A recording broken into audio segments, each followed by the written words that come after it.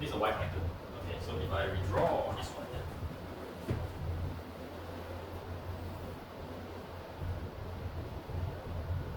So at the terminal of the generator, this is the generator, the stator part, the circuit is like this.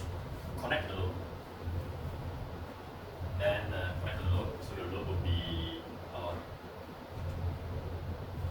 another Y connected load, okay, at the load side. So if I draw, it will be load, load, load, okay, like this. Yeah? So this is your generator side and this is your load side. Okay.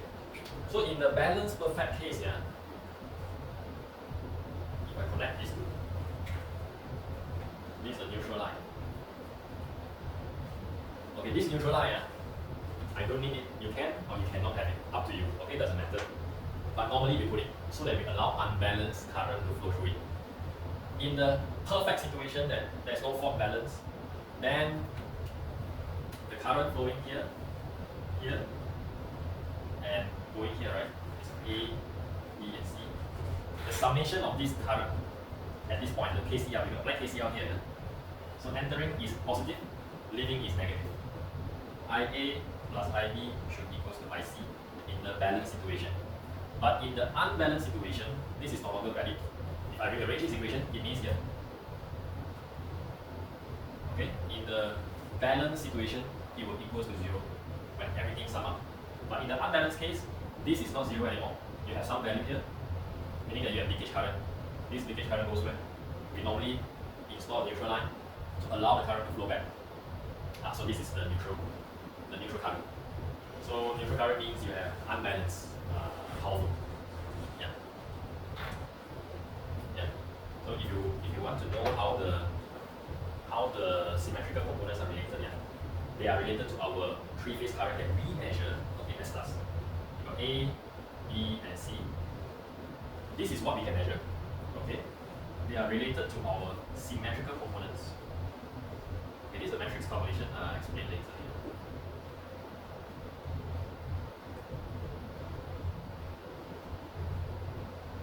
Okay.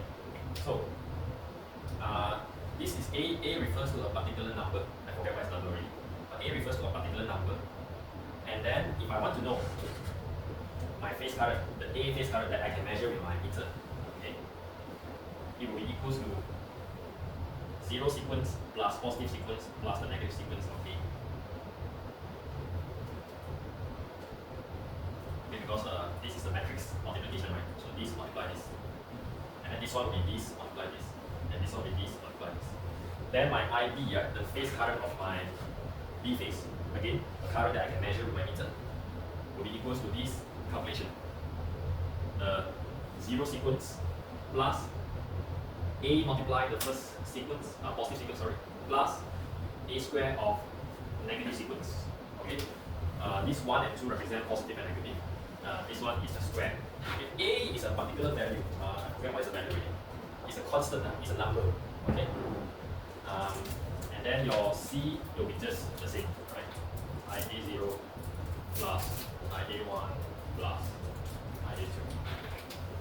So that is actually how our unbalanced current here is related to the 0, positive, and negative sequence.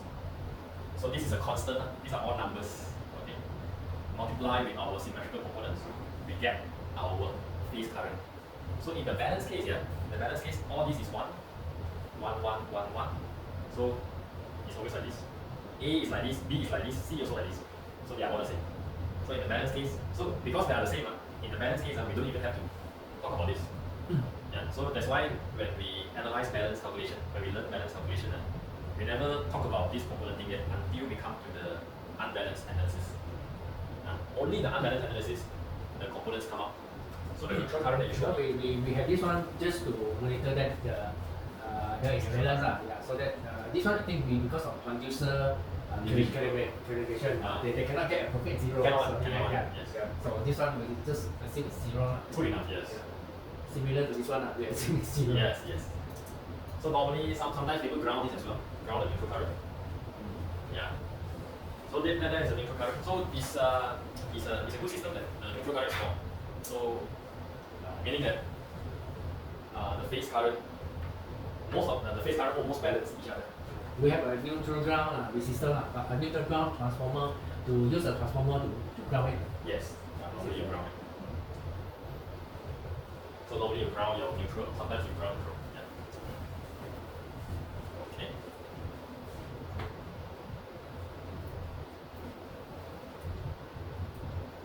So stop here. Okay. So the take home point, the take home point is this is our stator part and this is our rotor part.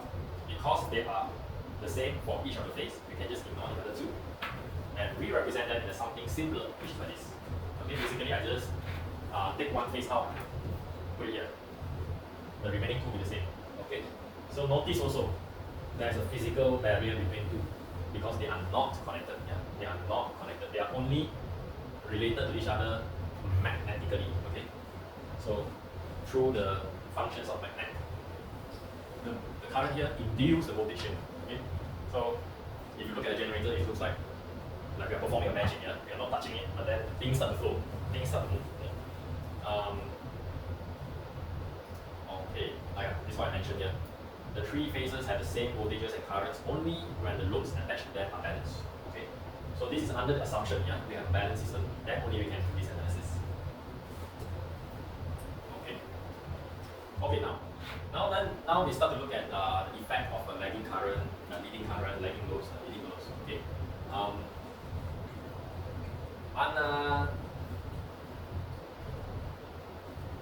Okay, let's look at this one first. The first one.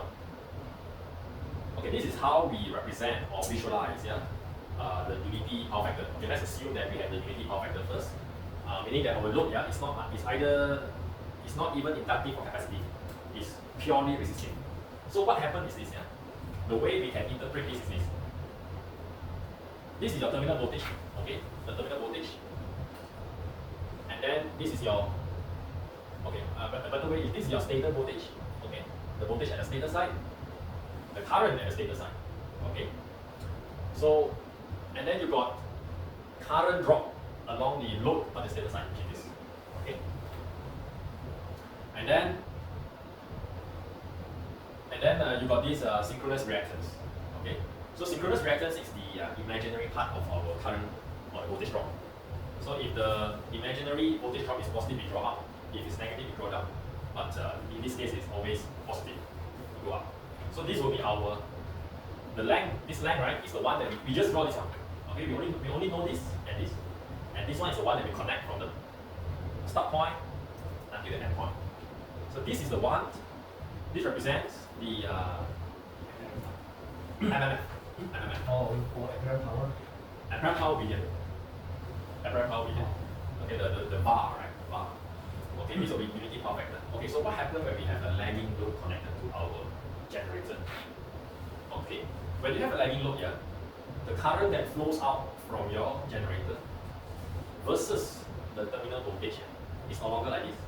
It will lag behind the voltage. Lag behind the voltage like this. So notice the IA here is like this. The IA now is like this. Lag. Okay. So mathematically now we are going to do some mathematical manipulation.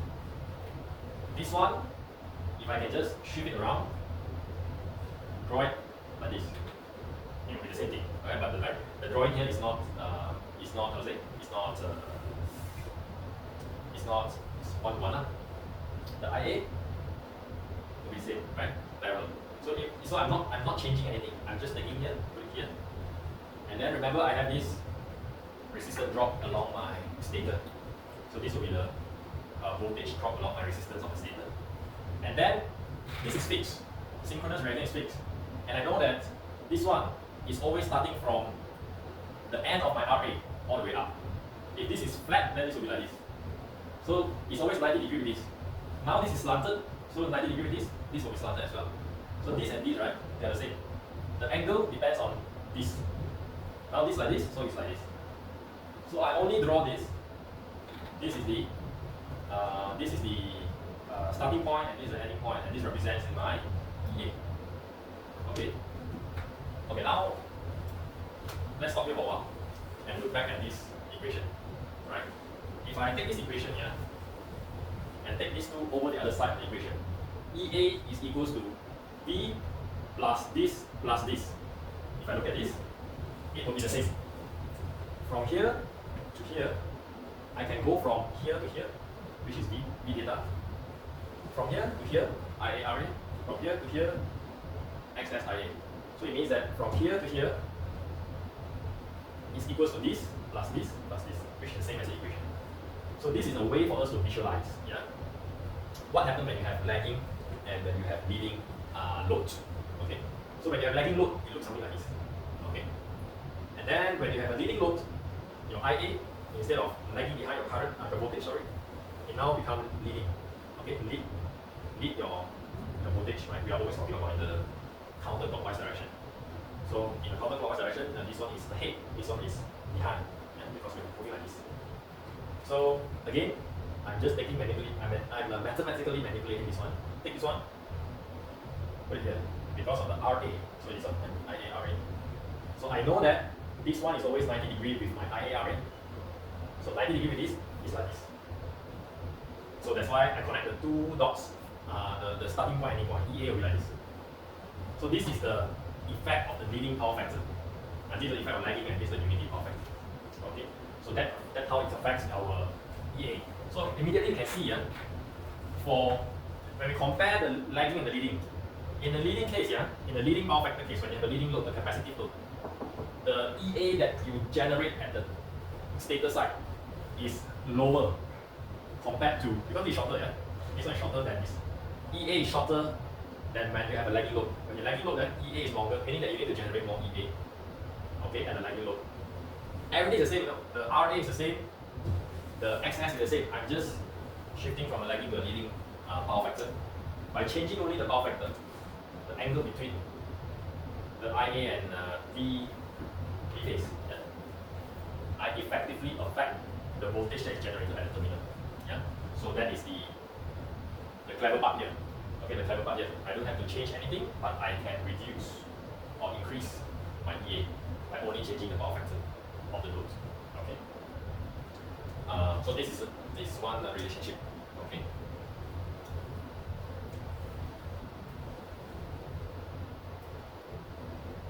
And this one we've seen earlier. Okay, for the generator, you got the input.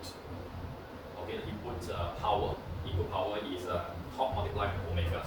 And then you undergo spray losses, friction losses, core losses. Then only you start to convert. These are all mechanical and also magnetic losses here. And then only we talk about conversion from mechanical power to electrical power. Okay. All right.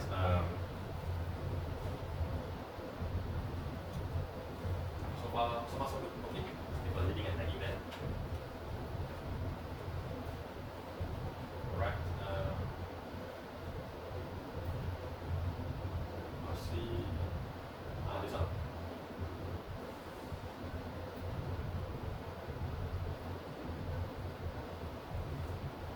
This one, I think. Okay. You got some example later. Yeah. You go a bit more, then you go to an example. Okay. Two more, then you go to an example. Okay. Now, we are also interested, apart from the leading and lagging power factors relationship, we are also interested with power and torque relationship in our synchronous generator. So this one is the same diagram that we get from our previous diagram.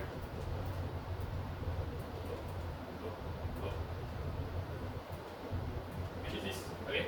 The same diagram of the lagging power factor. We put it here, okay? And then we want to see what kind of relationship we can derive. Yeah? Okay. Look at this equation. IA cos theta. Okay, bear in mind, right? The theta is the angle between your IA and your V phase. And the delta is the angle between your V phase and your EA. And the gamma is the angle between your EA and your IA. Okay? So EA and IA, these are armature voltage and current. So IA cos theta. When you say IA cos theta, it is here. Okay, IA cos theta is here. Okay.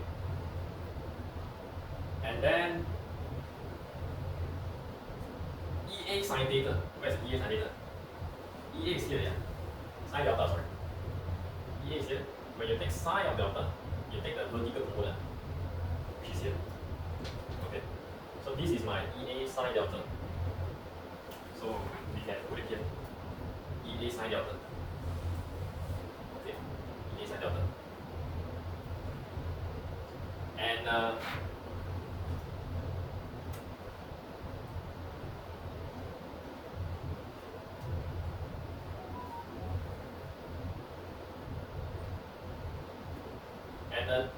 we can actually found out that this one, right, the EA sine delta, the vertical component part here, is equal to the cos component over here. Okay, when I take the cos component, I get the vertical component like this. Okay, when this component multiply with my synchronous reactance, right, it end up, right, same value as this. Okay, so these two values, right, these two values is through some experiment. Okay, so they found out that this value is the same as the horizontal component of the IA, which is here, multiplied with the synchronous reactance. So therefore, they can be related with this. Okay, so this one is just taking the xs over here, the synchronous reactance, over the other side of the equation. Okay, now this one can be, we do some mathematical manipulations. Okay, we substitute inside our power equation. Okay, you end up with this, the power output of your generator. Okay, end up with this. 3 multiply V phase EA over XS. Okay, the 3 is because of the 3 phase. Okay, so meaning that if I want to get the maximum power output for my generator, yeah, I need to get this to 90 degree because sine the maximum is 1, minimum 0. Sine you get 1 is when delta equals to 90 degree. Okay, so delta 90 degree meaning that the angle between EA and your V phase, your terminal voltage, when the angle between them is 90 degree, meaning that my EA now is vertical, that is when I get my maximum power. Okay, so it shows that to manipulate the power output of your generator, right, it is not depending on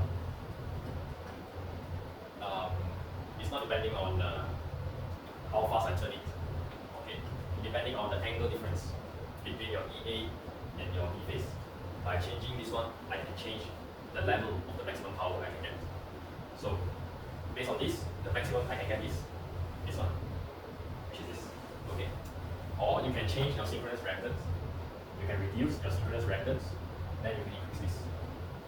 Okay, or you can increase EA. You can increase this as well. But if let's say this and these are fixed, normally XS is fixed. This is depending on your material. This one depending on your field current, right? This is field current induce your voltage at the stator. So this is normally more or less fixed because our field current we cannot put too high we burn our wires. So more or less fixed. So right, we can manipulate this. If we can manipulate this here, we can actually manipulate the angle without changing or without affecting the physical components of our generator, and yet we can get our higher power. We can produce a higher power. Okay, so that is the relationship here. Okay, and the torque. Okay, this is for the power. This is for the power, and then now we're going to talk about the torque. So the torque. Okay, the top one. I don't want to go through the mathematics, but it is somewhat similar. Okay, if you notice here, this one, this part, okay, similar to this part. Okay, why? Because power is equal to torque multiply omega. Okay, so if I want the torque, I take power divided by omega, right? Power is equal to torque omega. So if I want torque, I just take power over omega. Yeah. So meaning that I just take this whole thing divided by omega, I get my torque. So that's why you get additional omega at the bottom for your induced torque. So that is the generator. So meaning that if I increase my revolution, the rotor rotation, the torque will reduce. Okay, the turning force of the generator will reduce. If I reduce this one, then this one becomes higher. Okay, so this one will be quite useful, yeah, if I want to convert my generator into a motor. Okay.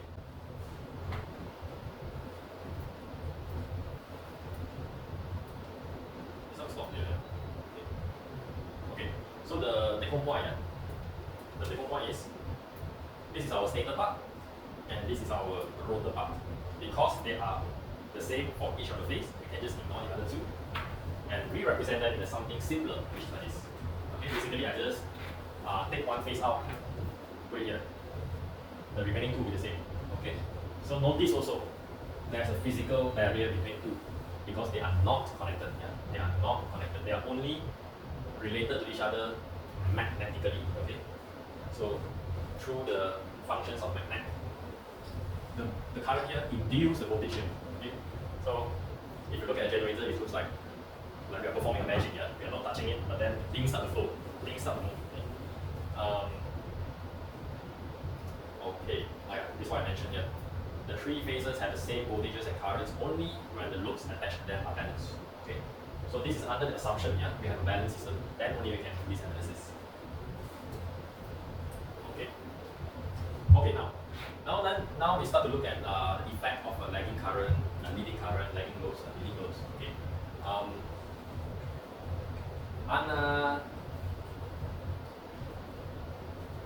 Okay, let's look at this one first. The first one. Okay, this is how we represent or visualize, yeah, the unity power factor. Okay, let's assume that we have the unity power factor first, meaning that our load, yeah, it's not even inductive or capacitive. It's purely resistive. So what happens is this, yeah. The way we can interpret this is this. This is your terminal voltage, okay, the terminal voltage, and then this is your, okay, but the better way is this is your stator voltage, okay, the voltage at the stator side, the current at the stator side, okay. So, and then you got current drop along the load on the stator side, which is this, okay. And then you got these synchronous reactance, okay. So synchronous reactance is the imaginary part of our current or the voltage drop. So if the imaginary voltage drop is positive, we draw up. If it's negative, we draw down. But in this case, it's always positive, go up. So this will be our, the length, this length, right, is the one that we just draw this one. Okay, we only know this. And this one is the one that we connect from the start point until the end point. So this is the one, this represents the MMF. Or apparent power. Apparent power will be here. Apparent power will be here. Okay, the VAR, right? The VAR.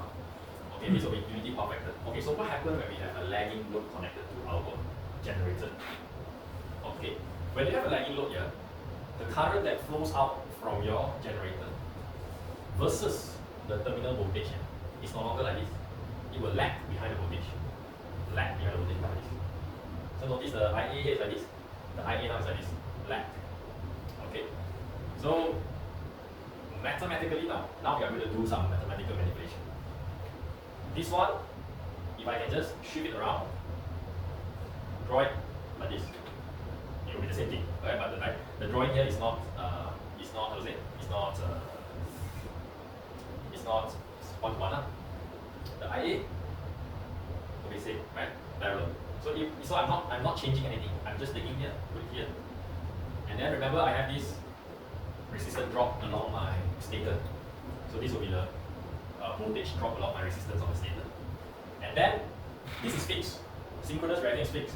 And I know that this one is always starting from the end of my RA all the way up. If this is flat, then this will be like this. So it's always 90 degrees with this.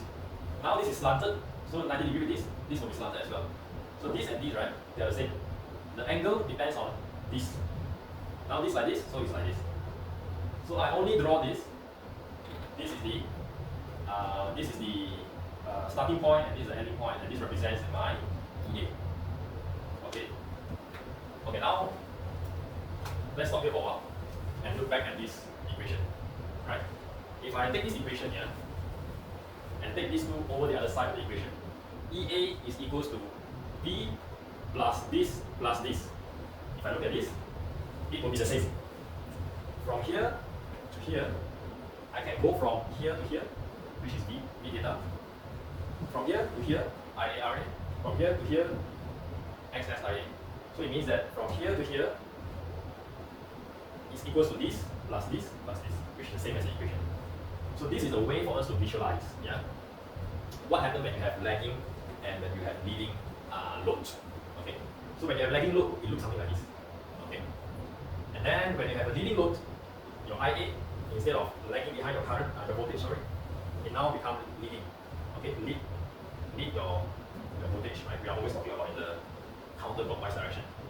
So in the counterclockwise direction, this one is ahead, this one is behind, yeah, because we're moving like this. So again, I'm just taking I'm mathematically manipulating this one. Take this one, put it here. Because of the RA, so it's IA RA. So I know that this one is always 90 degrees with my IA RA. So 90 degrees with this is like this. So that's why I connect the two dots, the starting point and ending point, EA will be like this. So this is the effect of the leading power factor. And this is the effect of lagging, and this is the unity power factor. Okay? So that's how it affects our EA. So immediately you can see for when we compare the lagging and the leading, in the leading case, in the leading power factor case, when you have a leading load, a capacitive load, the EA that you generate at the stator side is lower compared to, because it's shorter, this one is shorter than this. EA is shorter than when you have a lagging load. When you lagging load, that EA is longer, meaning that you need to generate more EA. Okay, at the lagging load. Everything is the same, the RA is the same, the XS is the same. I'm just shifting from a lagging to a leading power factor. By changing only the power factor, the angle between the IA and V phase, I effectively affect the voltage that is generated at the terminal. Yeah. So that is the clever part here. Okay, the clever part here. I don't have to change anything, but I can reduce or increase my EA by only changing the power factor of the load. Okay. So this is one relationship. Okay.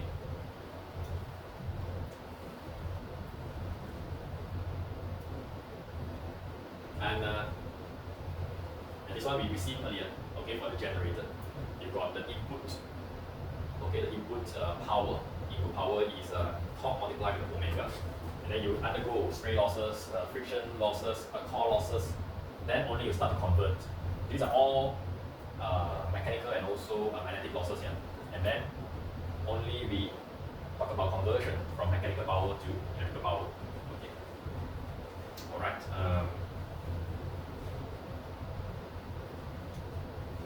So far so good. Okay. People are leading and lagging then. Right. Let's see. This one.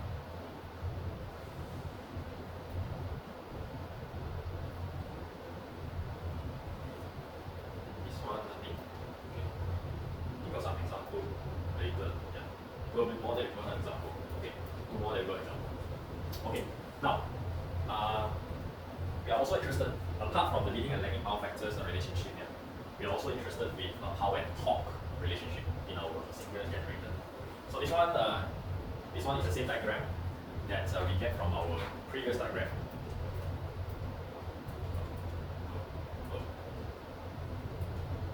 Which is this, okay? The same diagram of the lagging power factor. We put it here, okay? And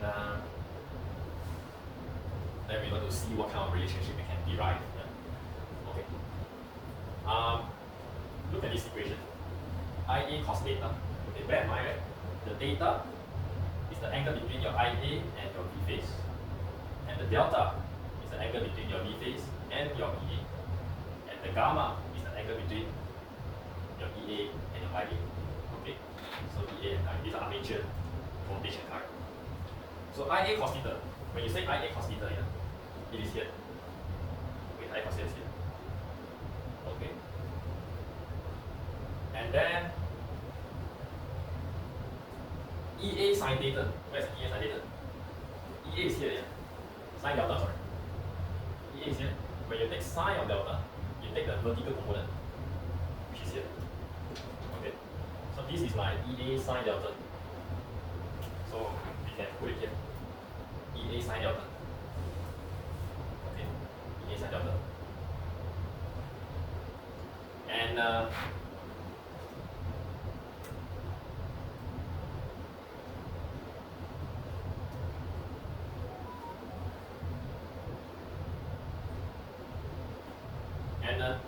we can actually found out that this one, right, the EA side, the vertical component part here, is equal to the cost component over here. Okay, when I take the cost component, I get the vertical component like this. Okay, when this component multiply with my synchronous reactance, right, it end up, right, same value as this. Okay, so these two values, right, these two values is through some experiment. Okay, so they found out that this value is the same as the horizontal component of the ID, which is here, multiplied with the synchronous reactance. So therefore, they can be related with this. Okay, so this one is just taking the XS over here, the synchronous reactance, over the other side of the equation. Okay, now this one can be, we do some mathematical manipulations. Okay, we substitute inside our power equation. Okay, you end up with this, the power output of your generator. Okay, end up with this 3 multiply V phase EA over XS. Okay, the 3 is because of the 3 phase. Okay, so meaning that if I want to get the maximum power output for my generator, yeah, I need to get this to 90 degree because sine the maximum is 1, minimum 0. Sine you get 1 is when delta equals to 90 degree. Okay, so delta 90 degree meaning here, the angle between EA and your V phase, your terminal voltage, when the angle between them is 90 degree, meaning that my EA now is vertical, that is when I get my maximum power.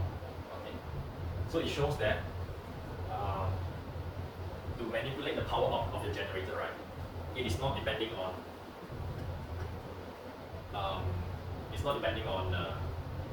how fast I turn it. Okay, depending on the angle difference between your EA and your V phase. By changing this one, I can change the level of the maximum power I can get. So based on this, the maximum I can get is this one, which is this. Okay, or you can change your synchronous reactance. You can reduce your synchronous reactance, then you can increase this.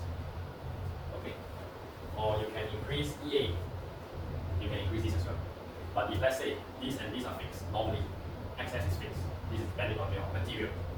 This one depending on your field current, right? This is field current induce your voltage at the stator. So this is normally more or less fixed because our field current we cannot put too high we burn out windings.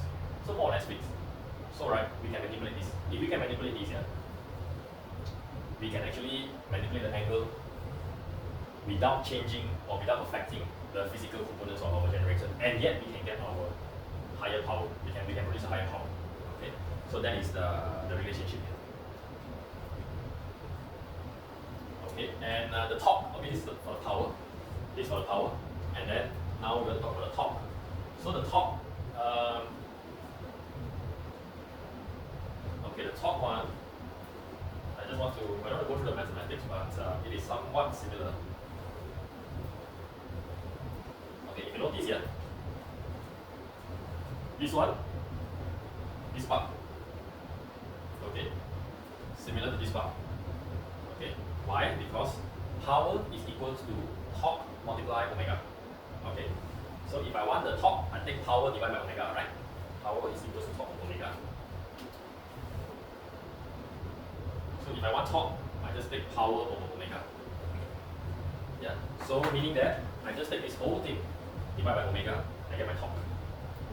So that's why you get additional omega at the bottom for your induced torque. So that is the generator. So meaning that if I increase my revolution, the rotor rotation, the torque will reduce. Okay, the turning force of the generator will reduce. If I reduce this one, then this one becomes higher. Okay, so this one will be quite useful, yeah, if I want to convert my generator into a motor. Okay, so let's take a short break. Then we come back with an example. Calculation example.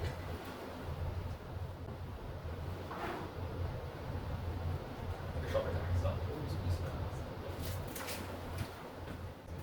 This one when we taking in valves, the generator excitation will be lesser. No need to put in so much excitation current to reduce the voltage. In other words, generator are self-excite. How this one happen? Oh, set aside is after Then yeah, after generating, then during normal operation, set aside. then the generator we still need to put it excitation to instill the terminal voltage to maintain the terminal voltage. But with the excitation with the megawatt flowing into the generator, the excitation actually become lesser with the voltage output terminal voltage become lesser as well. But the generate power maintain. Let's say we generate 300 megawatts, we maintain at 300 megawatts. But the excitation input to the generator becomes less. In other words, when people look at this, people would say the generator is perform better because you lesser input, you get same amount of power output. Oh, okay. So I haven't bring this one up to the management yet. If we can see they will say, "Hey, this one is better than we put in maintain and better the rated terminal voltage. Hey, you need to inject more excitation current in to get same amount of power out." Oh, it's because of it's not because it's normal. When your generator start turning faster, then as your generator start turning more, then the current the voltage you induce at the stator more. Then the voltage at the stator itself, it can create magnetic field back to your rotor. So that magnetic field that you create back to the rotor is the one that we want initially with the excitation. But not really that case because like my generator now running at 280, and then my excitation now that I supply to generator now is 1,200 something. Right now I supply to the generator for the excitation current. But with the leading power factor that I'm operating, I get in more bus in. Actually, this excitation current can be lesser. I do notice sometimes it's few hundred difference. With the leading power factor. Yes. Later we see. Later we see the diagram. I think I know the answer. Okay. Okay. So now let's take a look at one sample calculation example. Okay. You have this particular generator, yeah, 480 volts. You got this particular generator, 480 volts. 60 hertz delta connected 4 poles synchronous generator, and you know that the synchronous reactance 0.1 ohm, armature resistance 0.015 ohms, and then the supply of the machine right to the load is this particular ampere 1200 0.8 power factor. So how do we then analyze this kind of generator setup? Yeah. So the first thing, right, we want to find out what is the speed of rotation of this generator. So the speed of rotation, right, we know the relationship F equals to rotational speed multiplied with the whole number divided by 120, right? So the frequency that we know already is 60 hertz, yeah? And then multiply with the number of poles, because we are given, okay, that the number of poles is 4, yeah? We know that this is a 4-pole synchronous generator, and then divide by 120. So with that, with a simple rearrangement of the equation, we can obtain alternate, okay, revolution per minute. Okay. So this is a fairly simple analysis. So the generator at this condition is revoluting at 1,000 revolution. Okay. Now the second one is a bit tricky. So they want us to determine what is the field current, okay, that must supply. So this one, right, we have to go back to our equivalent circuit of our synchronous generator. So our equivalent circuits, yeah, that we have obtained just now is like this. Yeah. So this is your field circuit, okay, and your rotor side, and then you got your stator side, right, on the other side. So the stator side, the EA, and then you got your synchronous reactance, and then you got your armature losses due to resistance, and then you connect to your load. Okay. So to analyze this circuit, right, is impossible because this is not connected at all. Okay. But then we know that this is connected via magnetic reaction. So we can apply what we call the transformer reference. Okay. In transformer, it's also like this. And how do we analyze transformer? We refer to one side or the other side. You can refer from here to here, or you can refer from here to here. Okay. So when we refer, yeah, it becomes like this. When I take this over, it will be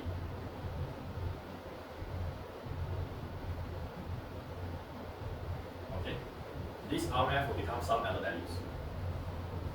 XF will become some other values. Okay, but it's not important to know what is this value. And then the remaining remain the same. Okay, remaining remain the same. I'm taking here, flip to that side. Yeah.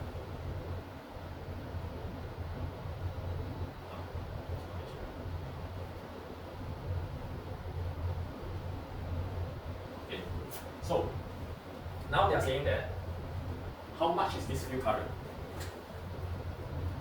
Okay, how much is this when there is no load? Okay, when there's no load here, this one and this one will be the same, right? When there's no load, there's no voltage drop. Okay, this one can be, this one normally you can ignore the R because the R will be a lot smaller compared to your X. So we can simplify this further. So this XS, right, is also quite small, the voltage drop along XS compared to your voltage drop along your terminal over here. So we can essentially say that these and these are the same if there's no load. And here, okay, there's no current flowing there. With no current flowing here, then the two terminals here will be same as this. Okay, so I can say that EA is equals to ES. Okay, so this is parallel, so this is also equals to this. So then my IF, okay, would be equals to EA divided by the armature resistance. Okay, so in this case, EA will be 480 to deploy this one. Okay, what is the field current characteristics? There's a field current characteristics versus the open terminal voltage. Okay, this is what we call the open terminal voltage. Okay, there's no load, open terminal. Okay, so open terminal, this and this is parallel. Yeah, this is negligible. Yes, there's a voltage drop here, but negligible. So EA and B is the same. This voltage parallel with this. And this voltage along here is also EA equals to B phase. Now, through open circuit relationship, right? We can plot this relationship. Open circuit test. This is what we call the open circuit test. So when we open the circuit purposely, we do the test. We see what is the current flowing.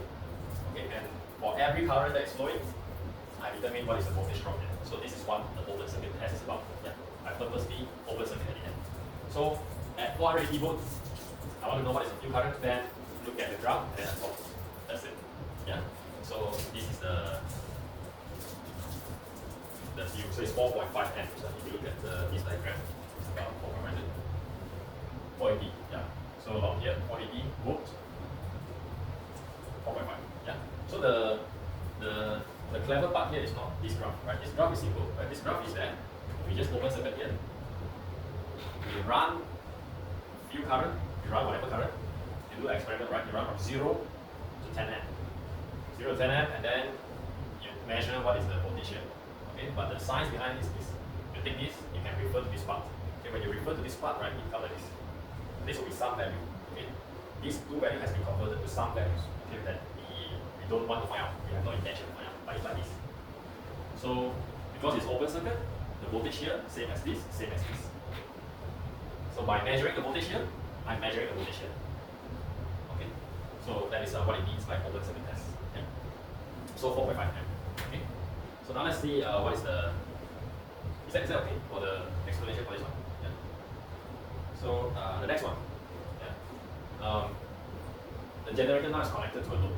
Okay, and the load draws this much of current and this power factor, and the lagging.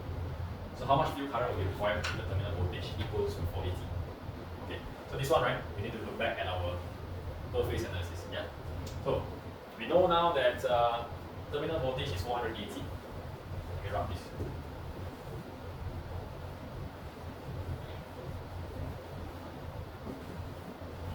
So the circuit, right, that is given is actually like this, because there's no armature resistance 0.05, 0.015, 0.015. Okay, the R and your is 0.1. Okay, and the third question is that how much field current is needed, right, to keep the terminal voltage at 480. So I want to keep this at 480. I want this voltage drop to be 480. Okay. So I need to know what is my field current. What is this IF? Yeah. So, what kind of equation that we need to deploy? Yeah?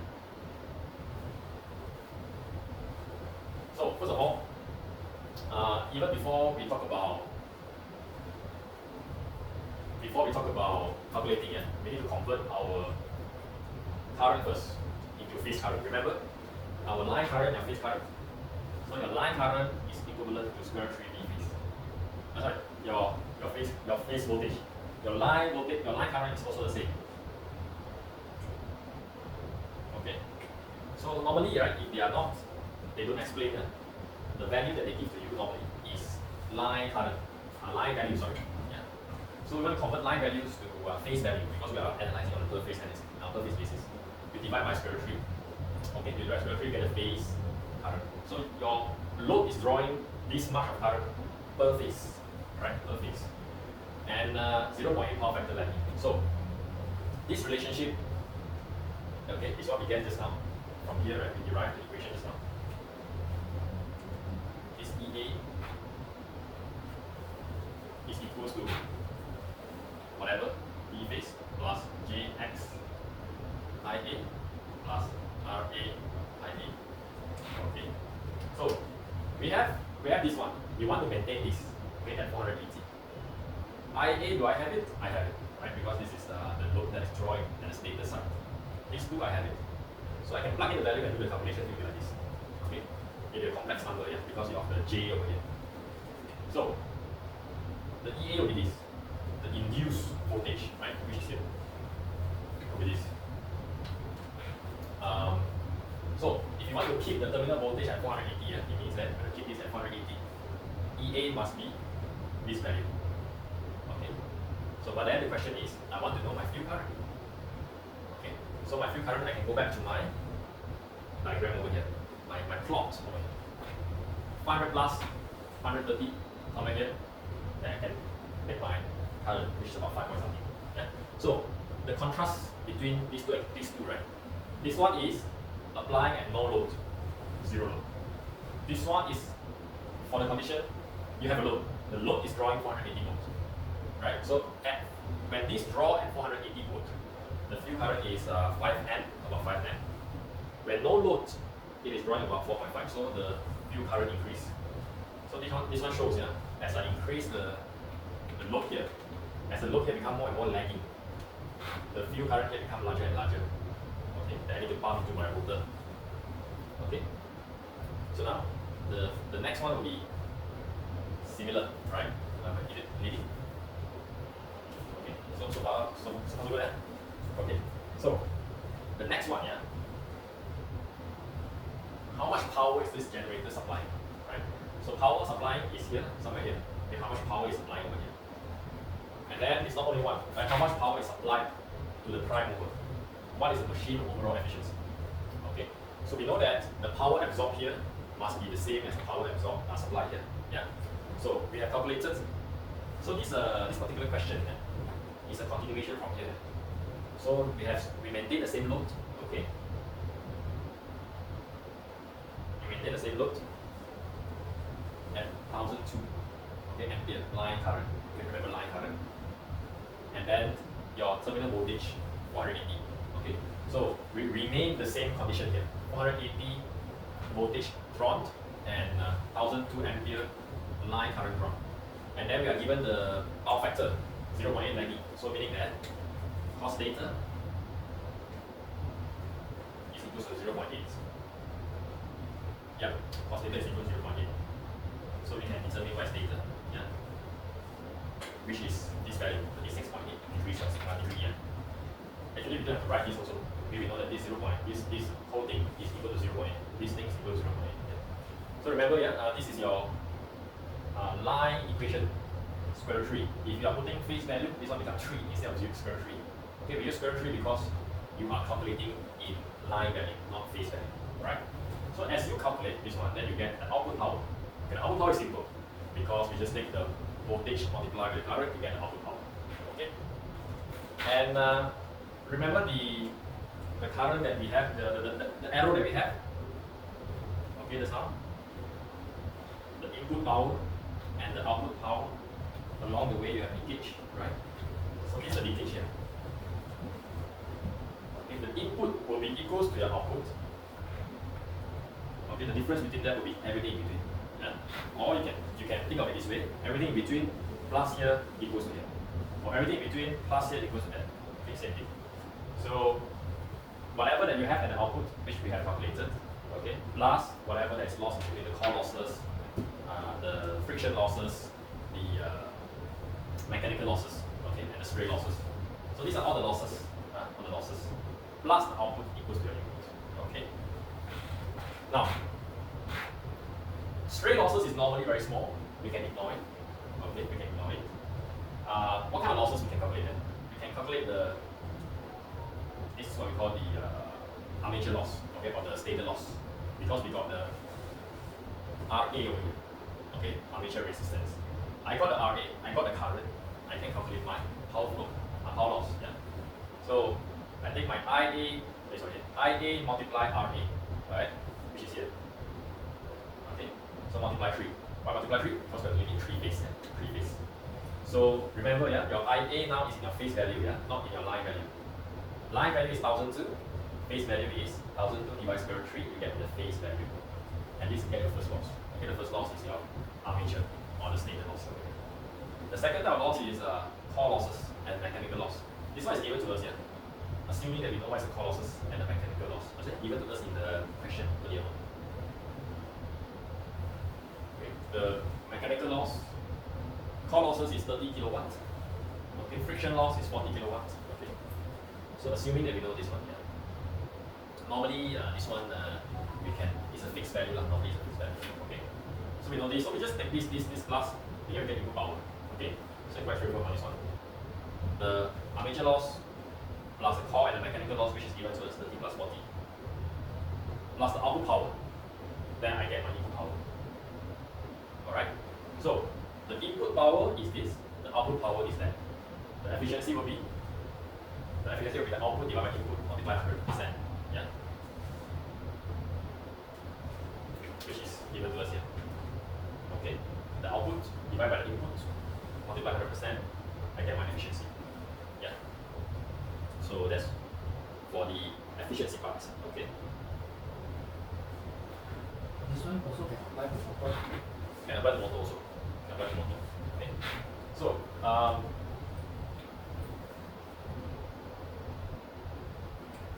the interesting part is leading to a message. No. Okay. That's the E. Okay. Then the next one.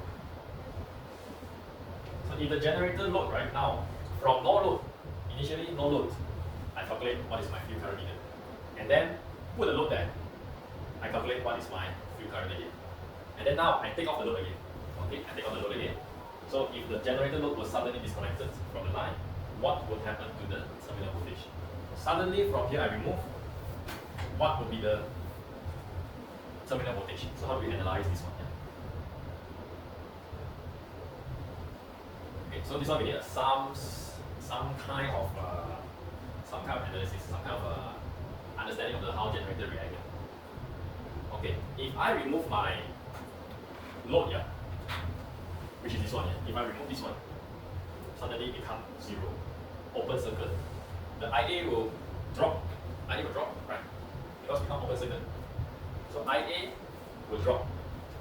Okay. And IA drop, right? So this one becomes same like the initial case, where I have 0 load. Suddenly becomes 0 load. And IA back to 0. If IA back to 0, EA will be equals to V terminal again. Then I can make this conclusion. EA equals to V terminal. Okay. Now, what is different compared to the initial case is that right now I have a field current already. Just now the latest situation is my field current is 5 amp. I am still maintaining 5 amp over here. So the field current has not changed. Okay. Field current has not changed. If the field current is not changed, right? The EA will not change. EA will not change. And therefore, the terminal voltage must rise to become equal to VEA. So, the funny part here is now, I have 480 volt, okay? I have a load that draws 480 volt.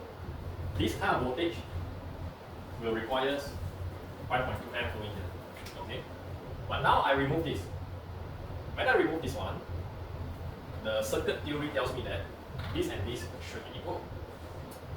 At the same time, field current maintained 5.2 amp. This kind of current will give me about 500 plus voltage, 530 volt. So if this is 530 volt and this equal, then this must be maintained at 532 volt as well. Okay.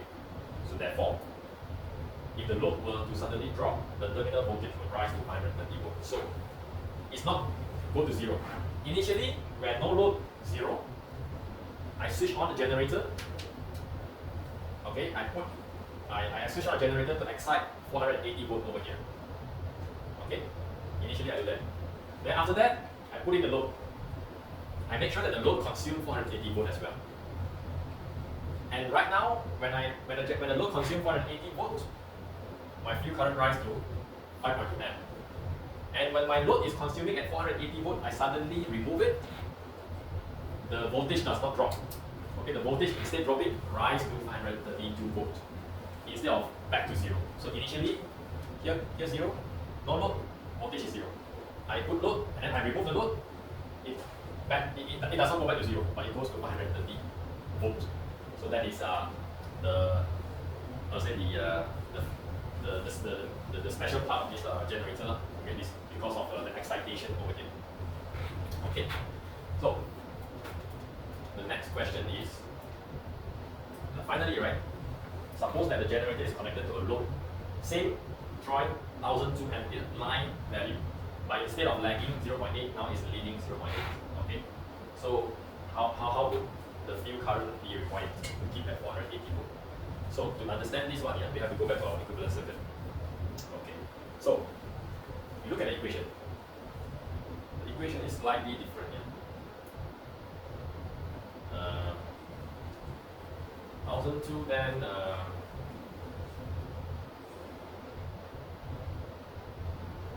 Okay, so it becomes a leading power factor. Then it becomes like this.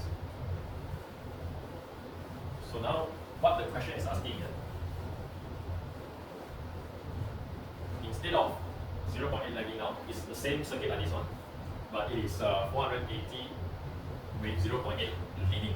Okay, so if it is leading here, everything else is the same, but something has to change, right? Something has to change. What is the thing that needs to change? The cos theta, alright? Initially, cos theta is equals 0.8 lagging. But now it becomes the new one. It becomes the thing that we need to change, right? Is at the phase angle there. You can try to point out where's the phase angle difference. Okay, look at here. Yeah. Look at here. Okay. Then we compare this one with the lagging part. The lagging part is here. Notice that if the lagging part is negative, okay, but the leading part is positive. Okay, so that's the only difference. Yeah. So lagging or leading, the only thing that changes is the phase angle. Yeah. So if you can imagine, it will be the voltage terminal. One is IA like this, lagging. The other one is IA, leading. Okay. So that's the only difference. The circuit is the same. Okay, but one is lagging, one is leading. So the leading part here is positive. Okay. The lagging part will be negative. So the equation remains. So this is the equivalent circuit of my synchronous generator, and this equivalent circuit still valid. Okay, which is this one. Okay. So far, so good.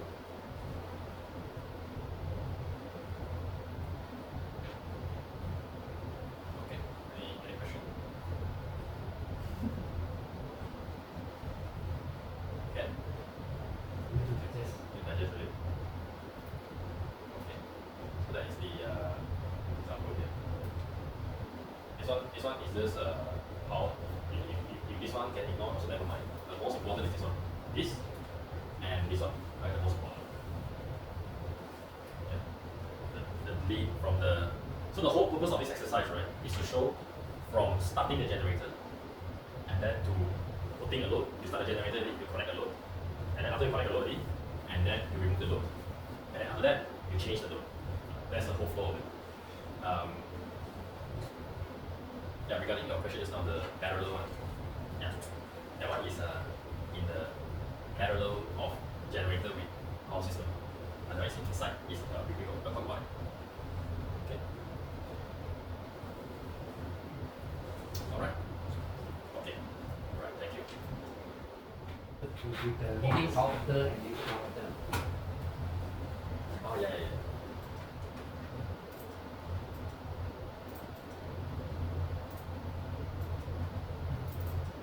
Noted that during the leading power factor condition, the excitation actually lesser as compared to the lagging condition.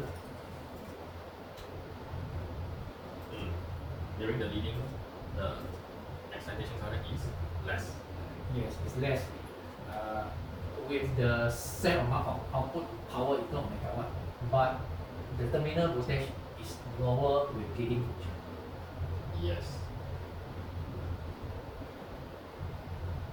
Because of lesser excitation, then the terminal voltage is lower lah. Yeah. That one can explain lah.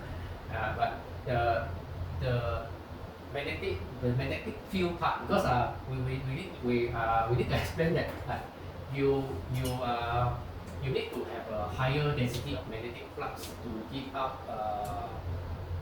that is only translate into voltage, right? That is not the megawatt hour, right? Okay. Yeah. True. Right? So people might ask with lesser excitation current, of course we have lesser generator output terminal voltage, but we still can get same amount of power that we want with the leading power factor. Why not we operate in this kind of condition? I want to convince to them because we operating at this leading power factor condition, taking bus in actually generator exposed to heat at the core, generator stator core side because of the induced current on coming back feed from the megawatt from the load, then on the generator side. We do noted that the temperature rise at 0 degree, 90 degree, at the 90 degree space top. These four points had a higher temperature compared to the rest of the point, to the slot. The slot that located at that particular area, the core area. These are the points that had higher temperature. If the leading power factor condition. Okay. All right. So same power supply. Yes. I think the same. I think the example is on. It's similar to the example just now. Yeah. So you look at the example just now. Yeah. At the final condition, the leading power factor become leading power factor at the end. Then the EA, right? The EA at the stator induced voltage is 451. Let's just write this down. 451. It's lesser. It's lesser. Okay, but the power is the same. Yes. It's similar. It's still drawing out 1002 ampere of load. Because leading or lagging is only affecting the imaginary part. It does not affect the real part. Yeah, because I also tell them, of course generator can run leading or lagging, but with the capability curve, actually the design of generator actually we can run more lagging than leading. Yes. Because leading power factor condition, generator actually subject to lower output voltage, which is will be limited by the under excitation of the controller, will limit it from going down to more lagging. Because we have a limiter that limit it from going further down. Okay, the one become too lag. Too lead. Too lead. Yeah. Because, too lead then. yeah, too lead, then you will generator maybe will what's that, out of phase because of the too low voltage, too low. It might be out of phase when it other than the under excitation limit. So we will have a protection of under excitation limiter that limit the excitation from going down. To push it back, it will push it back. So when maintain a certain level of fuel Yes. current. So fuel current maintain a certain level, you maintain a certain EA. Yeah. Right, maintain a certain EA. You maintain a certain EA,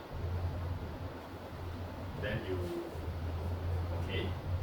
So the issue issue now is you have the leading power factor load. Yeah. You deliver the same amount of power, definitely. Yeah. Deliver the same amount of power. It's only when you have a leading power factor load. When you have a leading load, then your EA will reduce. And your terminal voltage will reduce. This one, yeah, with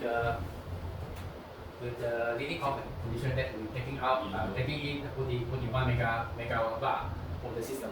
The generator voltage initial is 20, the rated is 20 kilowatt, now it's 19.4.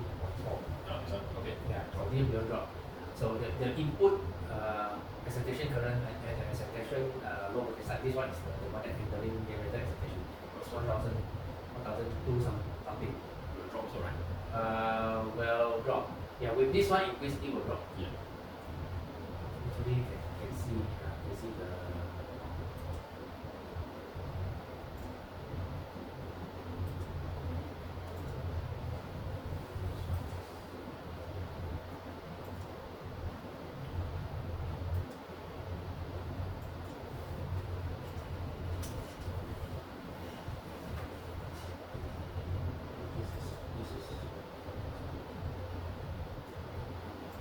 Especially that. Let's look at Ours is because of the transmission line. The transmission line is very long because just like a hose, you draw all the way from Nibin all the way to Kuching. So the transmission line is very long. So the night time, because of the load demand is less, then the transmission line is very long. The capacitor charge of the transmission line actually contribute to the capacity loss for the system. So the system voltage is very high during the you can see set PQ.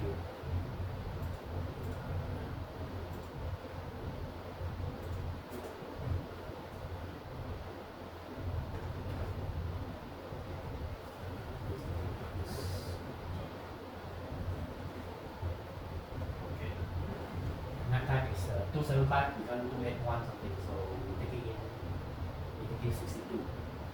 Okay. And then loading 60 minutes sometime.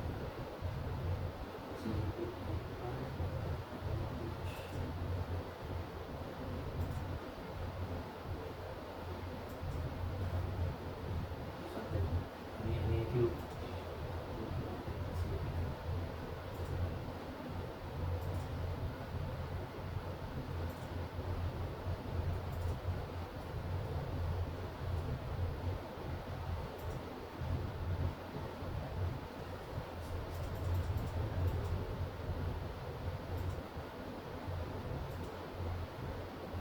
Sometimes it's too heavy for my PC. Because my office server is the 32 core. This is only 8 core. Oh, this is a very heavy software. No, because the data that we acquire from the historian is 0.2 seconds. So this is heavy. It's according to the science square. So one cycle. 50 hertz is 0.2 seconds. Yeah. So it's not over 50. This is heavy.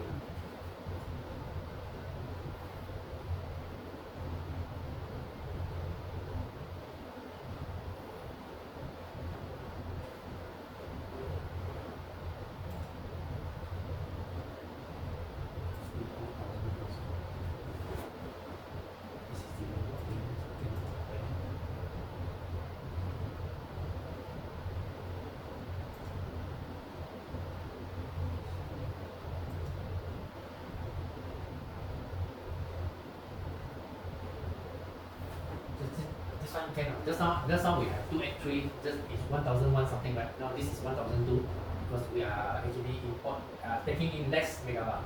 Just now it's 5060, right? Yeah. 5060, yeah, it's 1100 something, right? Yeah, this one, yeah. Yeah, so this is 19, but with the same similar megawatt 283. Just now is 281. So this one is Real power. we need to input more current into the excitation. This is excitation current. This is excitation current. Okay. The green color is a real power, right? Yeah, green color is the real power. The purple one is excitation current. Yeah. So excitation now compared to just now you mentioned already increased, right? Yes, Increase increase with the you taking in less Then than increase. you need to increase. Yes.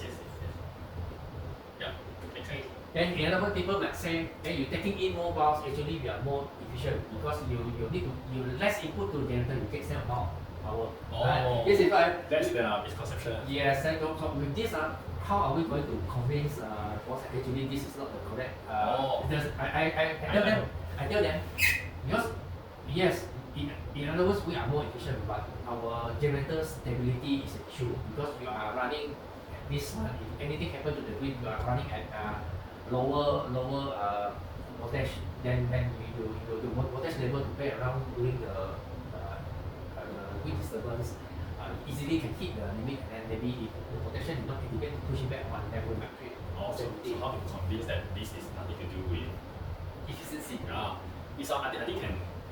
I think the easy example is like SDB, let's say you produce like you guys want your client to maintain a certain power factor, right? Right? 0.95.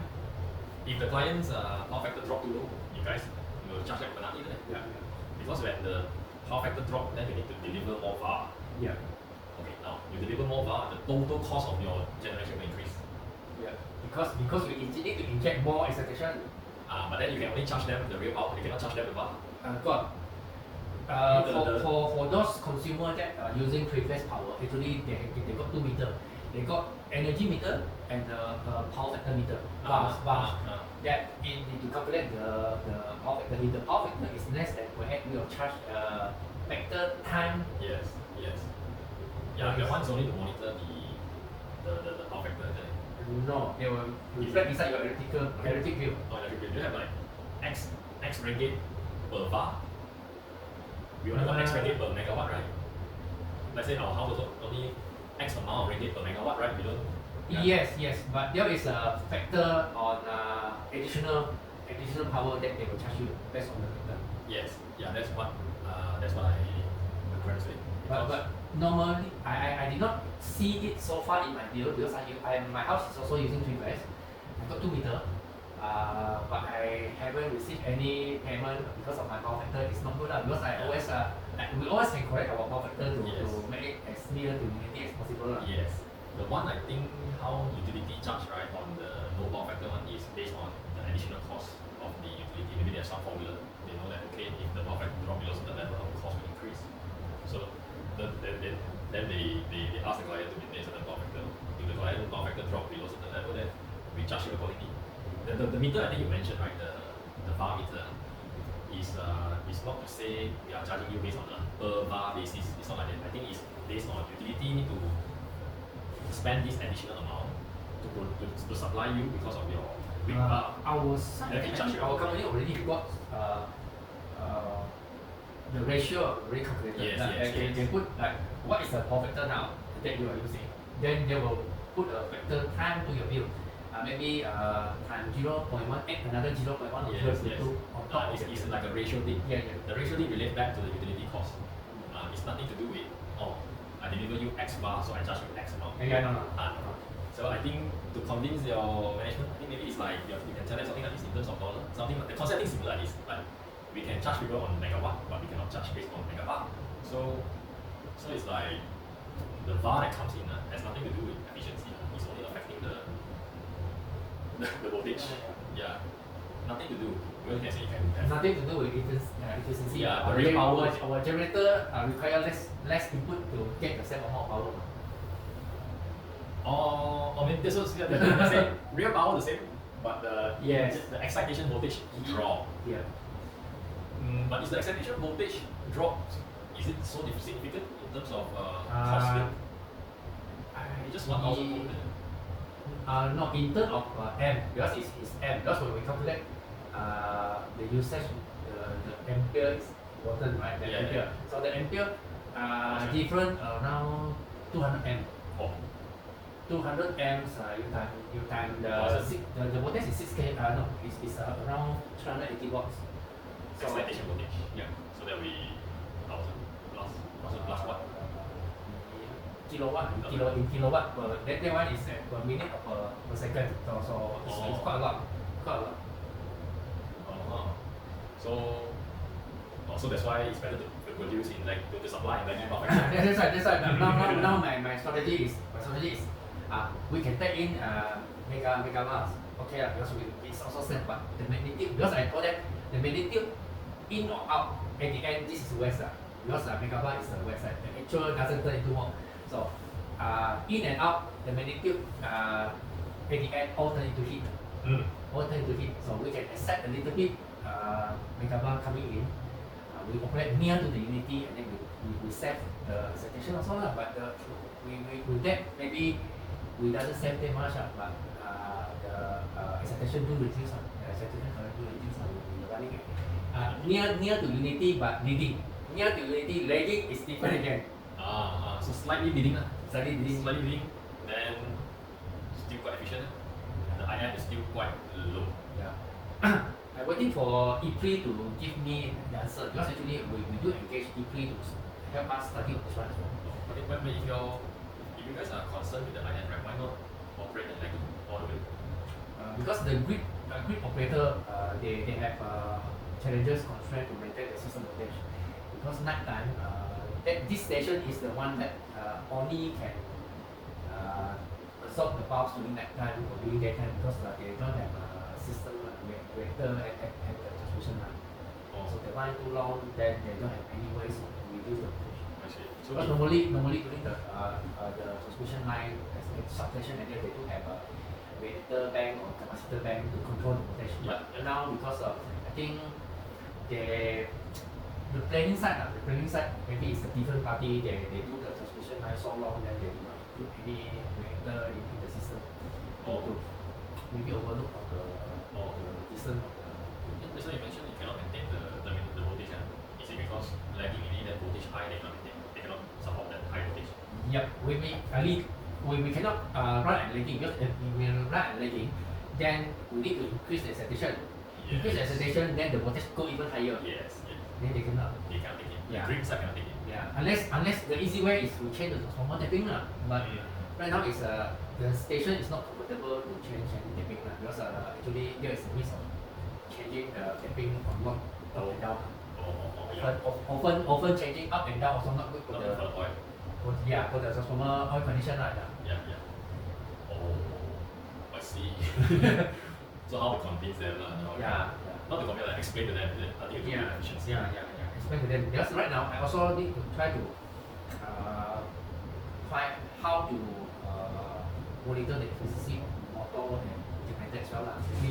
This one maybe can be a good example on the overall efficiency lah. Maybe this one can. If it's not about efficiency, it's output versus input. Yeah, because we monitor on pump and fan efficiency. Then they got the pump curve and that normally during the commissioning, this is the pump curve point and which part of the curve, and now in the performance dropping, and then they can see. But electrical part, we don't have that curve.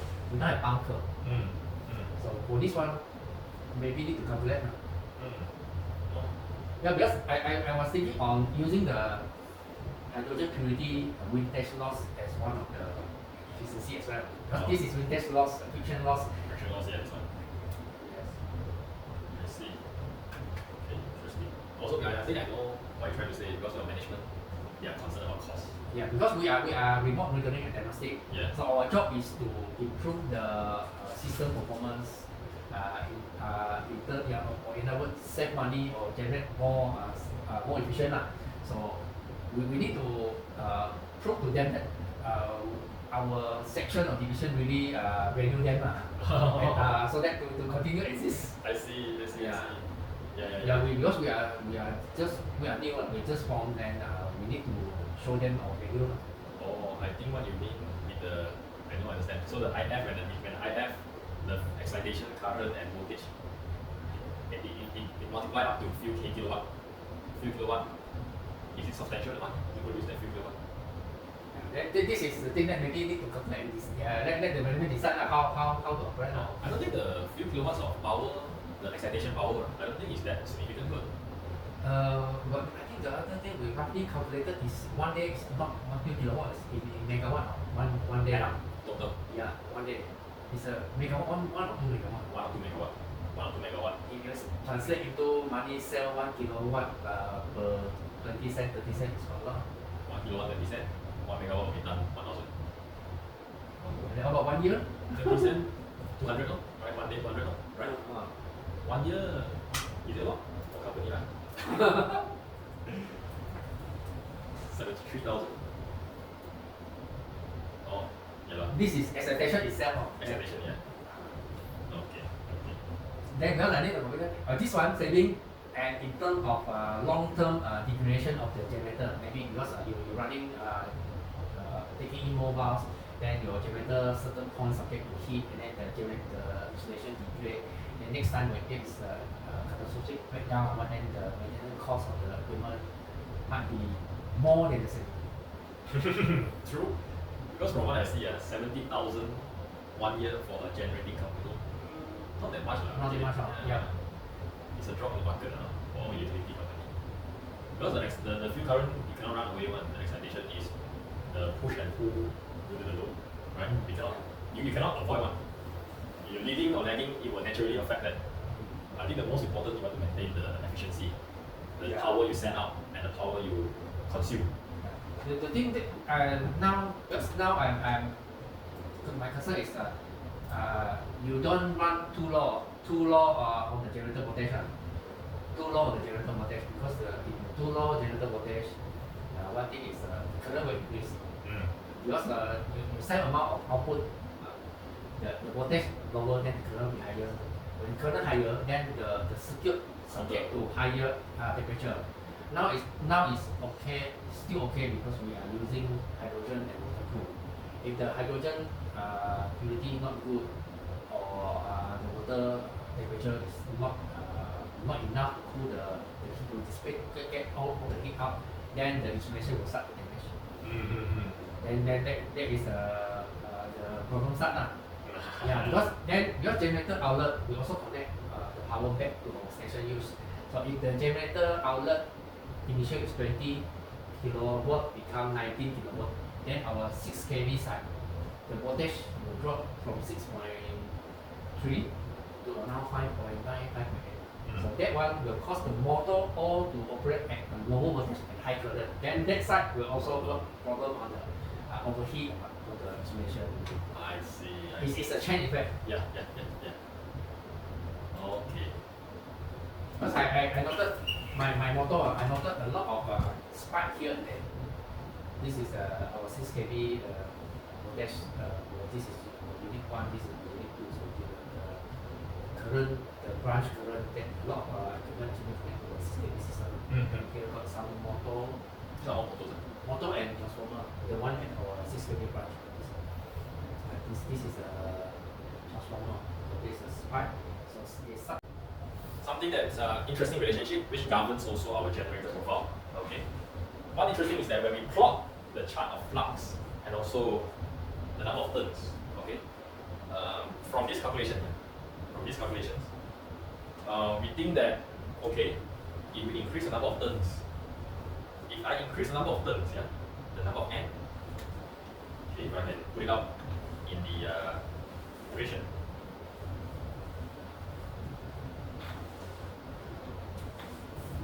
The MMF equals to flux R.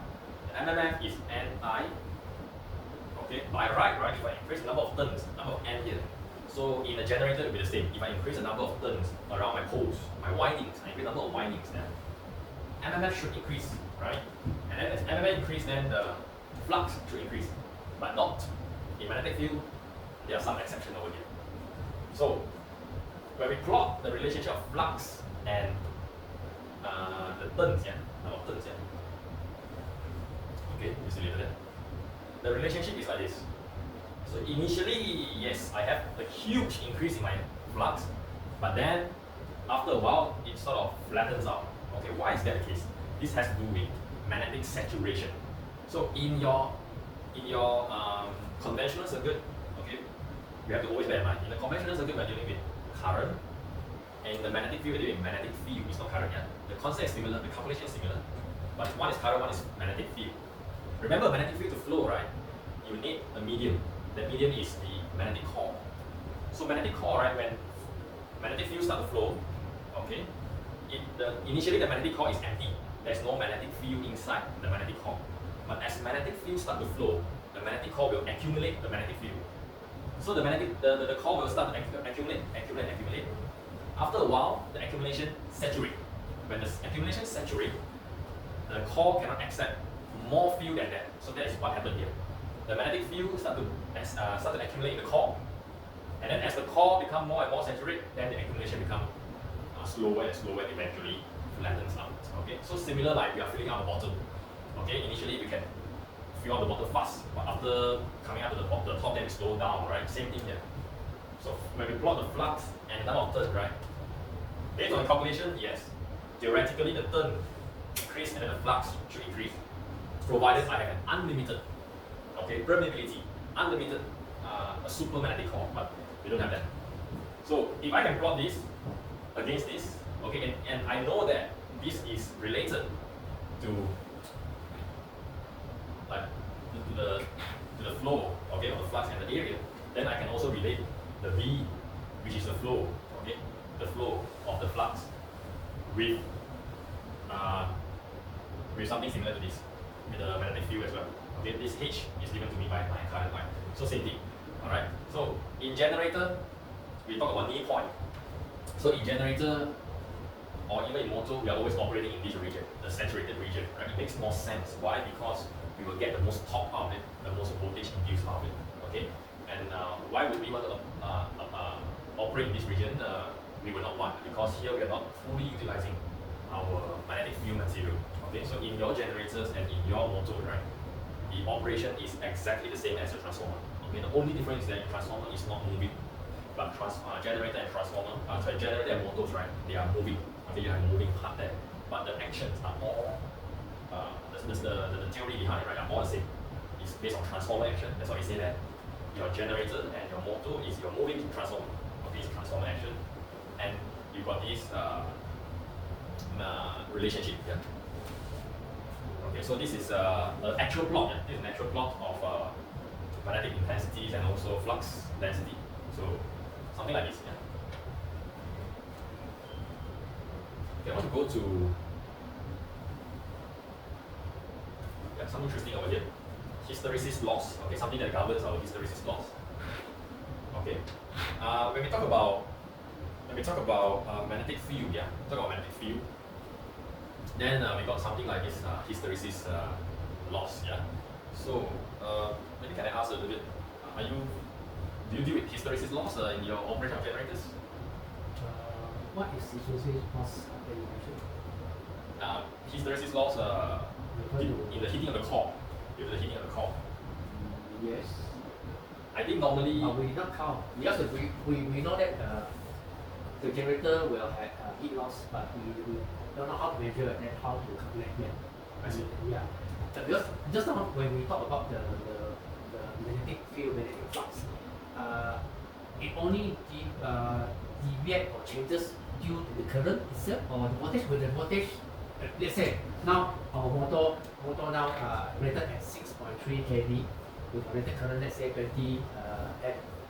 If the voltage drop, the operating voltage, let's say now it's become from 6.3 to 6,000 or even lower 5.7. So the current relatively will be higher in order for us to get the operating power for the motor, right? So yes. This one will affect on the magnetic flux of the motor. Will it be lesser or stronger? Because the current now is increase higher. it, yes. Yeah. It will. The flux will increase. You'll get higher flux out of it. So in this scenario, the motor is actually more efficient or less efficient? Okay. More or less. Okay, more efficient or less efficient. It depends on the curve here. Alright?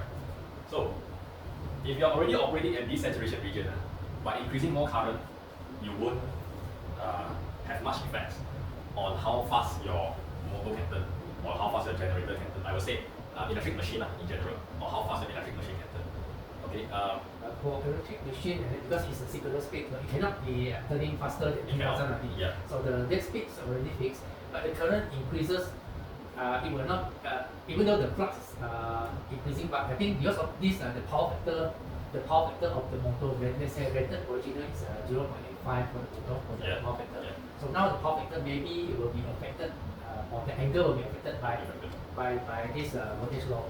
because the motor actually maybe consume more valves than it should Yes, to be. yes. So this one, the efficiency actually will improve, right? Uh, Or let's say because no, of heat. yeah, no direct answer to that. Yes, what you ask is actually is an interesting question. In the synchronous generator part later, there are scenarios that we will see. Unity power factor, how does it look like? Leading power factor, lagging power factor, how does it look like?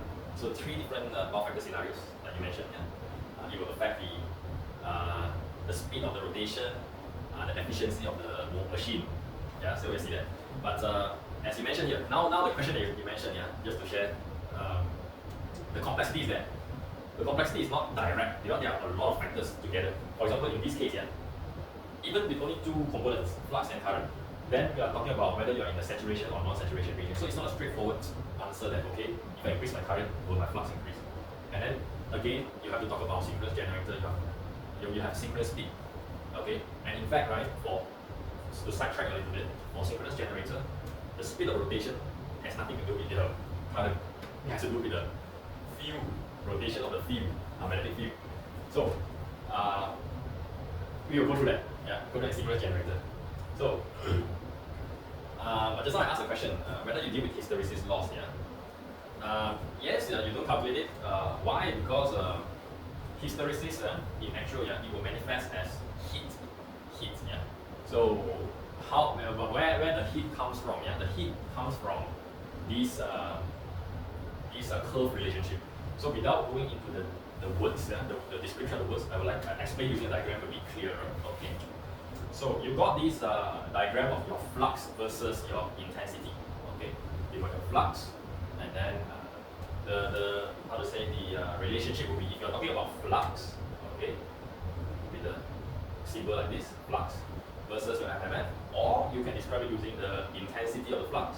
Intensity of the flux is basically this multiplied with the area, okay, with H, the intensity due to the current. Okay, normally we use this the flux and the MMF. So if you increase the MMF, meaning that I increase my current. Okay, start from A point here. So in your electric machine, yeah, if I apply current onto my stator, okay, I apply my current onto the stator, your stator is basically an electromagnet. It's not a permanent magnet, it's an electromagnet, meaning that the magnetic field will come to me when there is current. Okay. So I increase my current, meaning that I increase my MMF. So you will increase the flux flow in the stator core. Okay, it will go up. Okay, it will go up and then saturate. It will saturate. So at one point, the more current you apply, it doesn't increase the flux anymore. So you waste money. You just pump in more current, but you don't get more out of it. So it comes to here. What happens when we shut down, right? When we switch off the current. When we switch off the current, yeah, you don't go back the same path. It go the other path. Okay, from here it goes the other path. You come back here. Original path is here, but then it comes back here. Okay, this is the behavior of the core, yeah, or the behavior of the magnetic field. Later we relate this to our real life application. Come back here, and then this is when we start to reduce the current, not just shut off completely. Okay, we reduce the current. Logically, we think that reduce current come back here, but no, it's actually come back here. And then we reduce further, it come back here. We follow the different path. Okay, so when we are here, okay, so now I switch on my motor. Come here. I reduce my current and switch off. We think that we are here, but actually the magnetic field of the core is actually here. So first stage I switch on and off. Then second stage I want to switch back on. When I want to switch back on, yeah, it goes from here, not from here anymore. It goes from here up. Okay, and the process repeat. So you can think of it like this. You start the motor or you start the generator fresh. And then after operation, it will be like this always. So it formed this nice figure over here, okay, with an area over here. So this area, yeah, if we calculate the area over here, this is what we call the heat loss due to hysteresis. Okay, hysteresis meaning that the current, there's always a residual current in the core. How is that so? Yeah, it's actually given to us by this diagram. So think of this core, yeah. Think of this core that you can split into all these compartments. Okay, and in all these compartments, you got your little